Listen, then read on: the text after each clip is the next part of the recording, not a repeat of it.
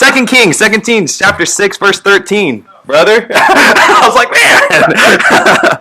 Pastor actually preached on this a little bit too.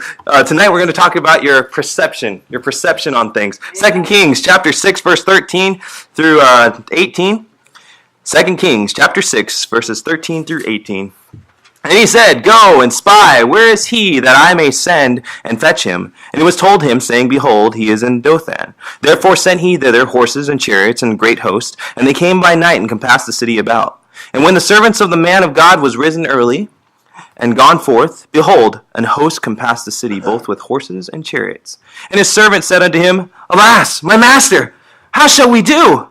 And he answered, Fear not, for they that be with us are more than they that be with them. And Elisha prayed and said, Lord, I pray thee, open his eyes that he may see. And the Lord opened the eyes of the young man, and he saw, and behold, the mountain was full of horses and chariots of fire round about Elisha. And when they came down to him, Elisha prayed unto the Lord and said, Smite the people, I pray thee, with blindness. And he smote them with blindness, according to the word of Elisha. Now, if you have not figured this out yet, in our lives, we have a lot of troubles. Right? It's pretty normal. We live life. We have a lot of issues that happens in our lives. Do you know that majority of the problems that you have in your lives is based off of the problem, which is perception? Now, for all those people, except for you technical people out there, is this glass half empty or glass half full? And do not bring a measuring tape up here. Is it half full, half empty? Hey, okay, don't be Mr. Positive now, okay? All right, we don't need that. I want some downers. Come on, Kevin. No, I'm joking. I know him really well. But now, a lot of people see things in different ways. Some people, this is the simplest example right now, is if the glass is half empty or the glass is half full. This is why I was up here actually drinking this real fast, because I'm like, this would be perfect for the object lesson. So, but anyways, a lot of people see things in different ways. But do you know that your perception is based off of a couple major factors? 1, experiences or past. Experiences of past. 2, what you see. 3, what you hear.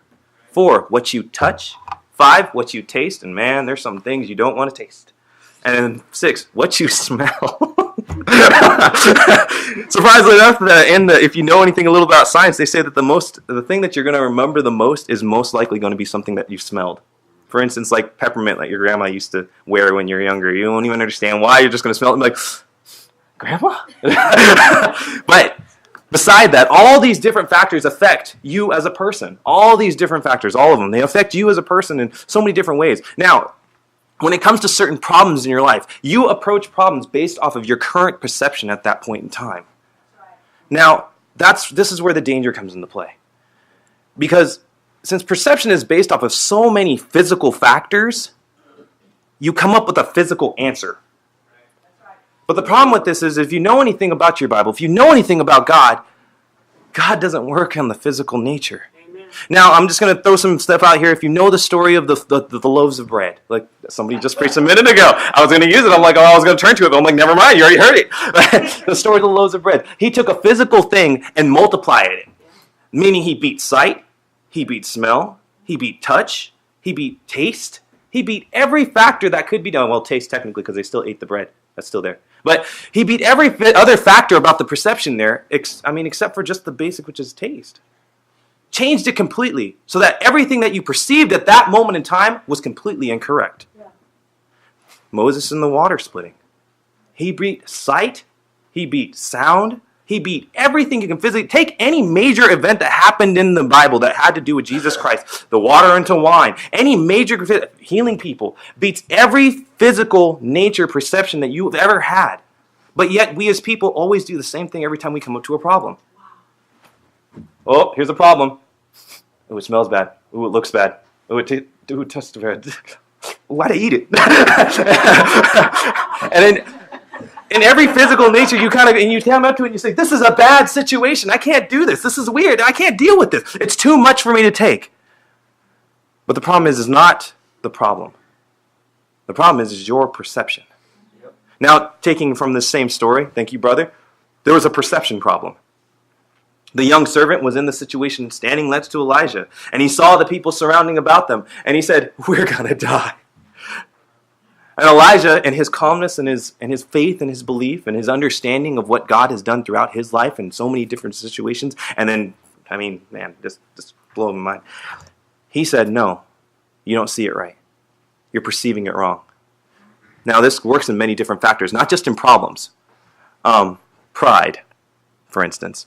Pride is a perception. I brought Jenga up here because I like Jenga. If you've ever played Jenga, it's a fun game.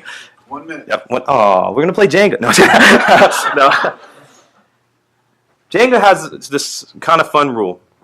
You remove blocks to move them up to the top. Now, which block is more important, the top block or the bottom block?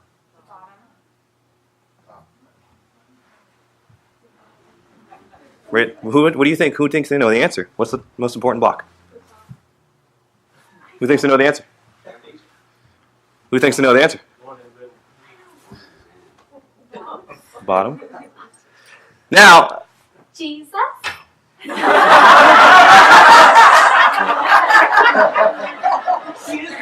out of class. Now, the answer to this question is both. Both blocks are equally as important. A single thread in a tapestry, though its color brightly shine, will never see its purpose in the order of the grand design. Now, that single thread is very important to the making of an entire tapestry, but by himself is not strong.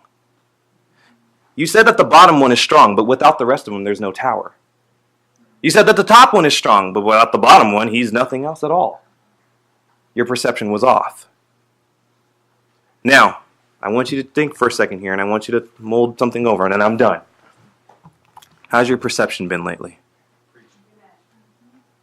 I know there's a lot of underlying issues. I mean, we come to church and we see everybody's faces, and everybody's like, hey, we're good and everything. And then they go, oh my God. And they die a little inside. Or they stress out. Or they do terrible things, and I don't even want to go into that. But can I tell you that most of the time, I'm going to say about 90% of the time, it's not the problem. It's not God. It's your perception. How are you looking at things?